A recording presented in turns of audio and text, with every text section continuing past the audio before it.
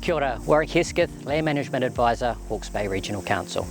Today I'm going to be talking about dewatering a slump, which is something you might need to think about before you plant. Most of the time when we're planting for erosion control, it's a preventative measure. We're relying on those tree roots to knit together and hold the soil on the hillsides. However, for some of our larger mass movement events, that slope failure is actually occurring at a depth well below the root zone. Deep earth slides and slumps can occur across a range of geologies. Here in Hawke's Bay, they're really common on our soft sedimentary hill country and where you have fault lines. Now this type of erosion can be massive, really damaging and really difficult to repair. Perhaps worst of all, it can remain active for years or even reactivate after having been dormant for a long period of time. Today we're visiting a property near Ashley Clinton, central Hawke's Bay. We've been working with the landowner here to try and stabilise this slump, which has been eating away at his paddock and will be a major source of sediment to the Tukipo stream.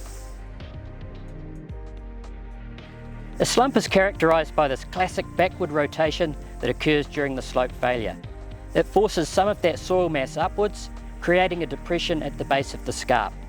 This then allows water to pool, keeping that slip plane lubricated, and at the same time the slump toe is being eroded by the stream.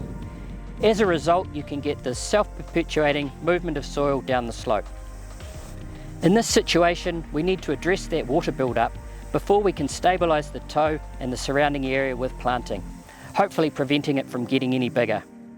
For this particular slump, we have ponding here that we're wanting to release.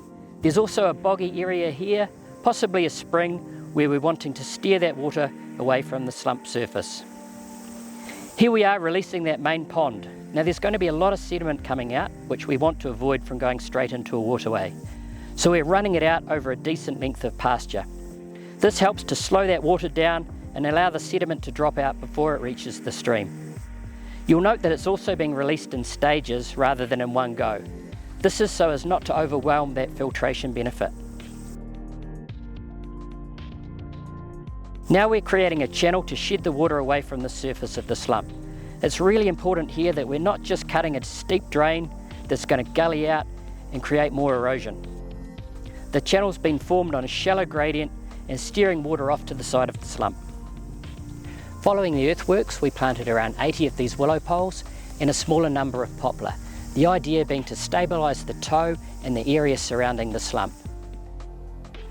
Because we're working close to a waterway, we've opted for motiri willow.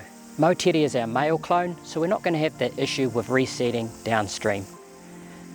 Now these poles have been in the ground for 6 months now. As you can see, we've had a really good strike, but it's going to be a few years before those trees are big enough, before those roots can really start to knit together and hold those slump debris in place. In the meantime, we're going to need to keep an eye on this slump, making sure that those dewatering provisions remain effective.